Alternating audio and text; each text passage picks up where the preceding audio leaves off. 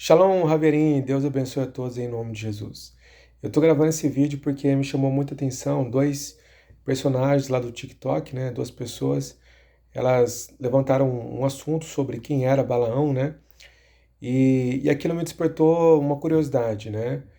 Chamar Balaão de falso profeta, né? Um homem, na época de Moisés, né? Quando Moisés sai do Egito, o primeiro domínio que eles vão combater é o domínio de Moabe, né? O reino de Moabe. E aí Balaão foi chamado, né? Pelo rei de Moabe para fazer um encantamento e assim por diante. Só que Balaão, ele tem algumas características bem interessantes, né? Chamá-lo de falso profeta apenas causa um pouco de dúvida, é necessário uma boa explicação da origem, do início, do meio e do fim sobre quem foi Balaão, né? A Bíblia menciona Balaão em vários trechos, tanto no Antigo quanto no Novo, inclusive no Novo, lá no livro de Apocalipse ele é citado. Olha só como esse cara teve um histórico bem interessante aí. Então, obviamente que ele não foi um dos melhores, né? Muito pelo contrário, mas, para ser bem sincero, não há nada de bom em Balaão, sabe? Se você olhar nos trechos bíblicos, e eu vou repassar isso a vocês, ele não tem nada de tão interessante. Ele realmente foi uma pessoa anti-Deus, assim, né? Não sei se esse é o termo correto, mas ele foi uma pessoa realmente bem desvirtuada do caminho. Todos os trechos do Antigo e do Novo Testamento condena Balaão. Mas vamos falar um pouquinho sobre quem era ele, né? O que ele fez e etc e tal. Ele é um personagem atípico, ele não é como os demais falsos profetas, né? Eu provo isso para vocês. Ele é bem atípico. Na verdade, na minha interpretação, ele é único, né? Não existe alguém semelhante a Balaão na Bíblia. E eu vou passar para vocês um pouco do estudo que eu levantei em relação a Balaão. Quem foi Balaão? Balaão foi filho de Beor. Ele foi, na verdade, um adivinho. Presta bem atenção no que eu estou falando. Ele foi um adivinho. Ou, em algumas traduções, né, ele foi um mago, né, um feiticeiro. Medianita, que morava em Petor, uma cidade na Mesopotâmia.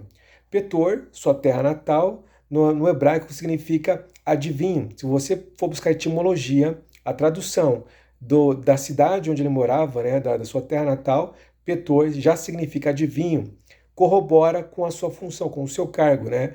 E vamos discorrer um pouquinho mais sobre Balaão. Balaão, ele teve o seu ânimo dobre, né? Um tempo ele passou buscando a Deus e o outro tempo ele estava com o coração vendido, né? Ele era amante das riquezas, né? No Novo Testamento, Paulo já alerta sobre isso, né? Que o amor ao dinheiro é a raiz de todas as espécies de males, né? Não é pecado você ser próspero, não é pecado você ser abençoado financeiramente, ter uma empresa, isso não é errado, muito pelo contrário, Deus gosta disso, né? Deus abençoa as pessoas e tem que ser fazer usufruto disso, tem que usufruir aquilo que Deus deu. Isso não é errado. O errado é você estar com o coração lá no dinheiro apenas. Isso é errado. Primeiro lugar, a gente busca o reino dos céus e as demais coisas ele vai acrescentando aí. Só que não foi assim com Balaão. Balaão teve o coração vendido. O seu coração estava em bens materiais e eu vou mostrar isso dentro da palavra de Deus, né? A história de Balaão acontece em Números capítulo 22. Esse aí eu não marquei, mas eu vou lembrando de cabeça, eu vou falando aqui também. Acontece em Números 22 e, se não me engano, acho que estende até o 23, se eu não me engano. Ele foi, ao mesmo tempo que ele teve um período de busca, ou seja, de tentar servir a Deus, ao mesmo tempo seu coração não era totalmente voltado para Deus, ou seja, ele tinha um ânimo dobre. Mas o que é fato, e não existe nenhum único versículo bíblico que o domina diretamente como profeta, e muito menos que ele foi cheio do Espírito Santo, Balaão, não há nenhum versículo da Bíblia que diz que ele foi cheio do Espírito Santo. Não existe isso, né? Existem indícios que mostram que tinha as características de um profeta. Em Números 22 ele tem algumas características bem interessantes. Porém, nunca foi chamado como tal, né? A palavra profeta no hebraico, lá no original, é a palavra nabi. Nabi é tanto utilizado para profeta, como também pode ser utilizado para falso profeta, ou também pode ser utilizado para profetas pagãos, né? Então, Nabi é um termo genérico, ou seja, é um oráculo, né? Aquele que traz a mensagem de um ser divino, entre aspas, né? Mas que traz a mensagem de um ser e serve como resposta para as pessoas. Então, Nabi, profeta, é isso. E esse título Nabi não foi aplicado, ou seja, profeta, não foi aplicado em nenhuma circunstância na Bíblia Sagrada referente a Balaão, muito menos como um falso profeta. Isso não foi anunciado para ele. Mas como eram as características, os indícios de que ele podia ser um profeta, um nabi? Primeira coisa que ele tem de característica interessante, ele ouvia a voz de Deus. Isso, quem ouve a voz de Deus é um profeta. Não necessariamente somente o profeta ouve a voz de Deus. Deus é Deus, ele é soberano. Ele não está numa caixinha de sapato aguardando a gente mandar o que ele vai fazer ou não. Deus é Deus e é soberano. Ele fala com quem ele quer, né? E eu provo isso na palavra de Deus. Lá no livro de Joel, no capítulo 2, o profeta começa a falar o seguinte: E nos últimos dias, diz Deus, derramarei do meu espírito sobre toda a carne. Não é sobre a igreja evangélica, não é sobre os cristãos, não é nada disso, é sobre toda a carne. Quem ele quiser buscar, ele vai buscar, seja islâmico, seja muçulmano, seja budista, não importa. Quem ele quiser, ele vai atrás e ele faz a obra que ele quiser. Ele é soberano e ele determina o que ele quer fazer, ok? A Bíblia diz assim, no livro de Jeremias, pode o vaso dar ordem ao seu oleiro? Ou seja, o vaso vai comandar como as mãos do oleiro? Não tem como. A mão do oleiro que molda o vaso, é ao contrário. Então, a primeira característica de Balaão, ele ouvia a voz de Deus. Segunda característica que dá indício de que ele foi um profeta, buscava a direção de Deus para ser um oráculo, ou seja, ele consultava a Deus para trazer uma resposta daquilo que Deus queria, se ele ia abençoar, no caso de Israel, se ele ia abençoar ou amaldiçoar, ou seja, o que Deus determinasse, isso iria acontecer. Pelo menos no trecho de Números 22 foi isso que aconteceu.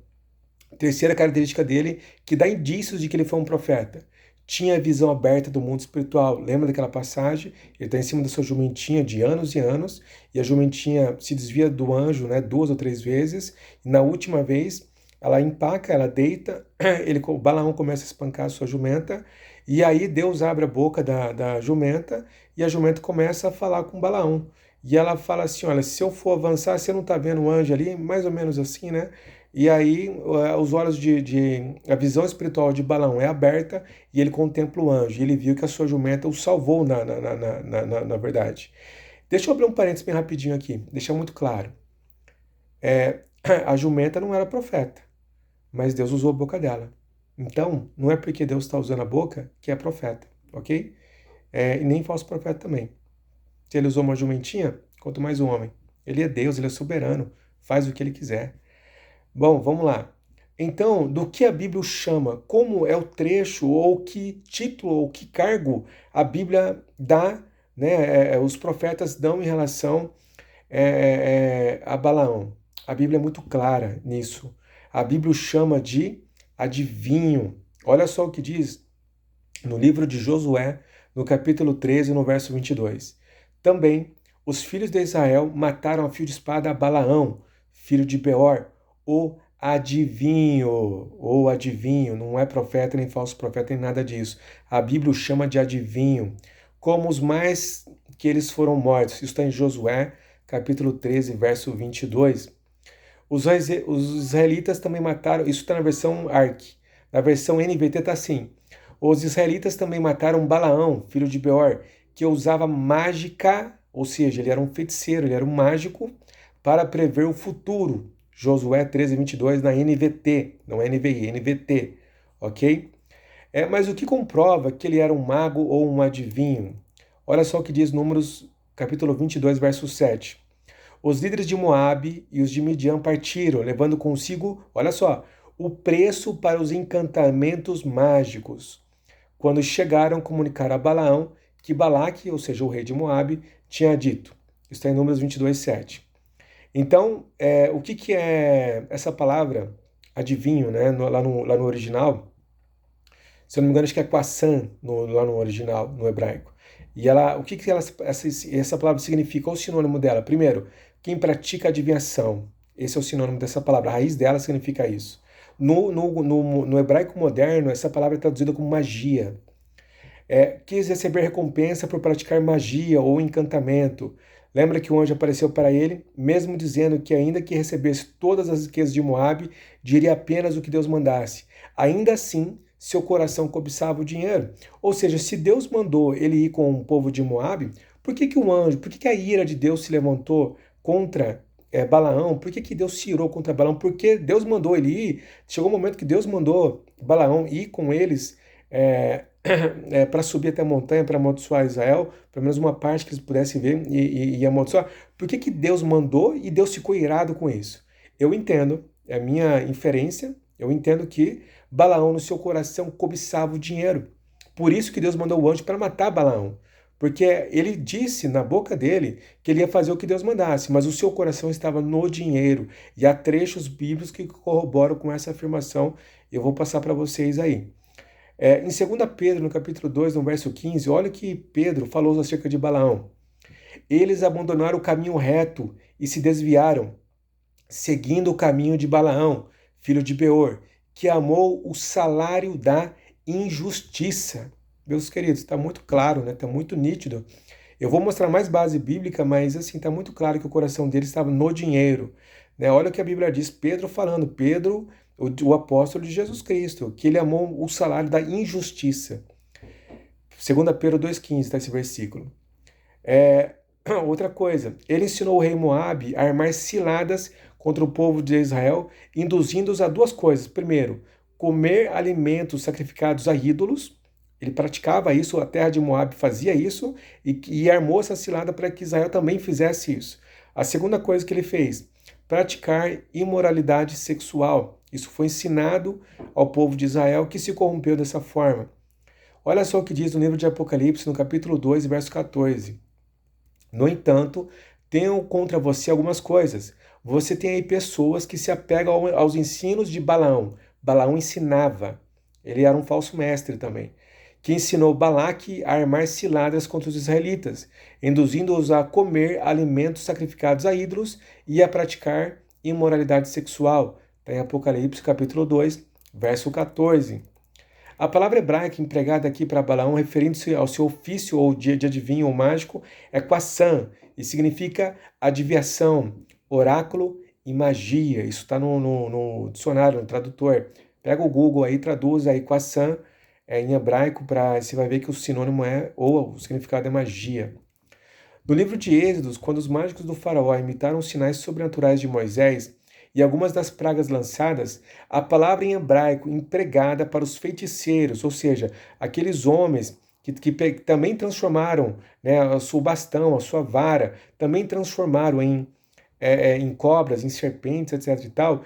O título que era dado a ele é o mesmo que foi dito, o mesmo título que foi dado a Balaão, Quassam, ou seja, feiticeiros, né, que emprega magia, adivinho. E esse era o título que foi dado aos feiticeiros do Egito e é o mesmo título que foi dado a Balaão. Vamos para a Bíblia agora, tanto no Antigo Testamento como no Novo Testamento, a Bíblia é muito clara. Quem pratica magia e adivinhação são considerados falsos profetas. Números 22, 7 diz assim: os líderes de Moabe e os de Midian partiram, levando consigo o preço para os encantamentos mágicos, quando chegaram a comunicar a Balaão o que Balaque tinha dito. Isso é o que Balaão fez, ok? Balaão não é um falso profeta convencional, ele é atípico. Ele por algum momento, seu coração se voltou para Deus. Em algum momento, ele começou a buscar o Senhor. Em algum momento, ele tentou ser dirigido por Deus. Todavia, seu coração continuava na riqueza, continuava depositado em ganhos, continuava na imoralidade sexual, continuava fazendo uso de comidas sacrificadas, né? De comidas sacrificadas a ídolos, né? E corrompendo. Moab estava corrompida, né? Por isso que Deus mandou exterminar o povo de Moab, mas também contaminou o povo de Israel aí. Agora eu vou dar um exemplo para vocês do que é de fato no Novo Testamento, o que significa de fato um falso profeta. Isso é típico de um falso profeta. Balaão pode até ser um falso profeta, mas ele era muito atípico. Ele era muito diferente dos demais, porque ele buscava a Deus. Essa não é uma característica dos falsos profetas. A característica do falso profeta, segundo o livro de Atos, ou seja, segundo a igreja, segundo Lucas, o médico amado, olha o que ele fala. Atos capítulo 13, versos 6 a 11. Viajaram por toda a ilha, até que chegaram a Pafos. Ali encontraram um judeu chamado Bar Jesus, que praticava magia, essa palavra magia mesmo usada, tudo bem que aqui está grego, mas é a mesma usada para Balaão, e era falso profeta. Ele era assessor do procônsul Sérgio Paulo, O procônsul, sendo um homem culto, mandou chamar Barnabé e Saulo, porque queria ouvir a palavra de Deus. Mas Elimas, né, que é Bar Jesus, Elimas, o mágico, esse é o significado do seu nome, opôs-se a eles e tentava desviar da fé o procônsul. Olha só, então Saulo, também chamado Paulo, cheio do Espírito Santo, olhou firmemente para Elimas e disse: Filho do diabo, inimigo de tudo que é justo, você está cheio de toda espécie de engano e maldade. Quando é que vai parar de perverter os retos caminhos do Senhor? Saiba agora que a mão do Senhor está contra você, e você ficará cego e incapaz de ver a luz do sol durante algum tempo. Imediatamente vieram sobre ele névoa e escuridão, e ele, tateando, procurava alguém que o guiasse pela mão. Isso sim é a característica de um falso profeta. Ou seja, desviar ou corromper a igreja, isso é sim uma característica de um falso profeta, né? Falso profeta é quem pratica magia e traz ensinamentos contrários à sã doutrina, ok? Isso é característica de um falso profeta, né? Quem pratica adivinhação, feitiçaria, consulta mortos, né? Necromancia, isso sim são características de falsos profetas, isso sim é. Balaão é um ser totalmente atípico. Ele até pode ser chamado de um falso profeta, mas em algum tempo seu coração tentou buscar a Deus. Infelizmente, ele foi corrompido, e depois ele foi morto pelo povo de Israel, mas infelizmente seus ensinamentos se seguiram e corrompeu até Israel, né, suas práticas. Mas assim, para a gente finalizar aqui,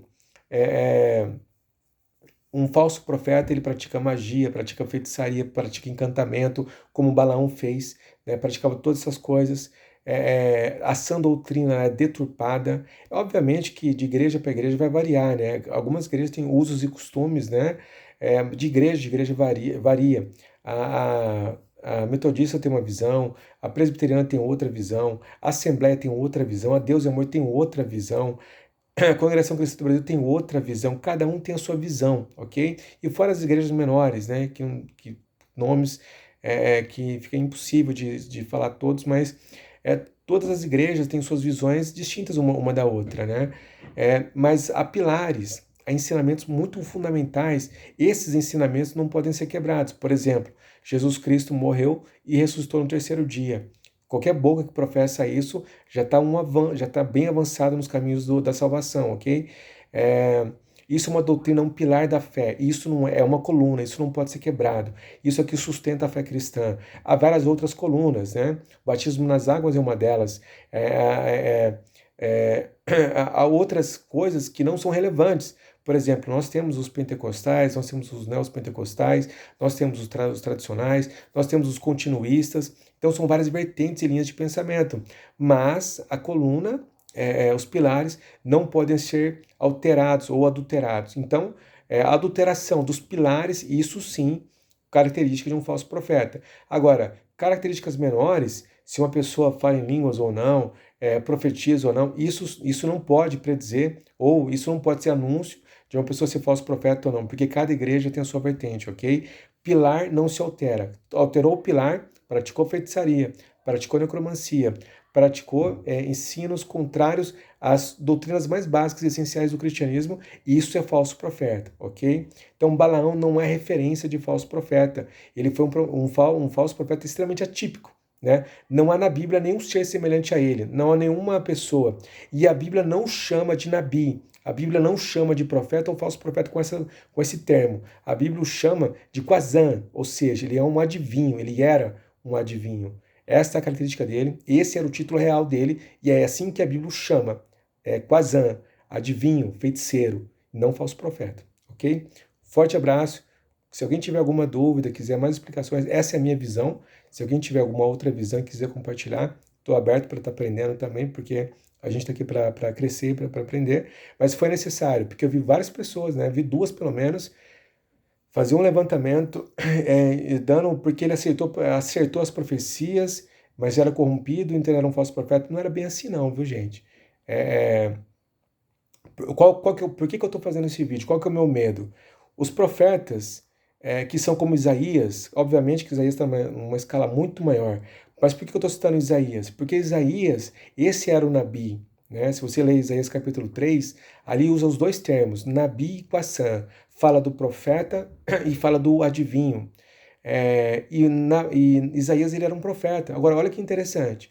Ele profetizou no capítulo 1 contra Judá e contra Israel. No capítulo 2, contra Judá e contra Israel. No capítulo 3, ele começou a falar, ai da cidade de Judá, e começou a falar contra, né? Até o 6º capítulo, ele dizia, ai da cidade X, ai da cidade de Judá, ai de Israel. Sempre contra os reinos. Quando chegou no capítulo 6, quando ele dá a contemplação da glória de Deus, ele vê, ele vê o próprio Deus assentado num alto sublime trono, ele cai em si e fala assim, ai de mim, porque eu sou um homem de puros em lábios e habito no meio de um povo de impuros lábios. Ou seja, ele já era profeta, ele já estava profetizando o que Deus mandava, mas o seu coração era impuro, ou seja, ele precisava de santidade. E às vezes os profetas da era atual também precisam disso. Nenhum ser humano é perfeito. A Bíblia diz que não há um justo sequer. Todos pecaram, todos carecem da glória de Deus. Então o fato de uma pessoa falhar ou errar não o torna falso profeta. Os seus ensinos sim o tornariam falso profeta se forem contra os pilares do cristianismo. Isso o torna falso profeta. Mas só porque ele errou ou vacilou alguma coisa assim, irmãos queridos, todo homem está sujeito a isso. Pedro já velho, já ancião, Paulo foi lá e deu um puxão de orelha nele, porque ele comia com os gentios, e aí quando chegavam os judeus, ele parava de comer e repreendia os gentios, ou seja, ele estava sendo hipócrita, um homem velho, não soube administrar seu comportamento perante os gentios e perante os judeus. Então era digno de repreensão e Paulo fez isso. Então erros e falhas podem acontecer, ok? Estamos sujeitos a isso, estamos procurando crescer, procuramos aumentar para que a graça de Deus seja mais abundante em nós e nós viemos crescer no conhecimento do Pai, ok? Então, um vacilo, um erro pode acontecer, meus queridos. Isso pode acontecer.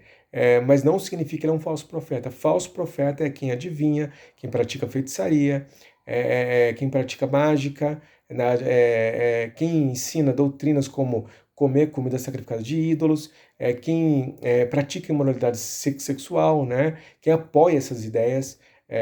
Isso sim é ser falso profeta, segundo a Bíblia Sagrada. O Novo Testamento também corrobora com essa afirmação, ok? Quem deturpa o Evangelho, isso sim é falso profeta. Logicamente, eu volto a reforçar, há pilares na fé cristã que são inegociáveis, outros podem ser negociáveis, outros, os primeiros pilares não. Né? Salvação através de Jesus Cristo é um pilar inegociável. Né? Não há outro mediador entre Deus e os homens, a não ser Jesus Cristo o Nazareno. Então, fica aqui o meu alô, fica aqui a minha recomendação. Tome muito cuidado, porque nós estamos vivendo o último tempo. Vai chegar o último avivamento. Antes que chegue o último avivamento, haverá um período de perseguição contra os cristãos e contra a igreja. Prepare-se, porque esse período vai chegar e não está muito longe, não. Então, já estou afirmando já desde agora, para que quando aconteça, vocês entendam que Deus tem usado, Deus tem falado, e Deus usa os seus profetas, ok? Ele vai limpar os profetas e vai usar com mais força ainda, ok? Forte abraço, fique na paz de Cristo.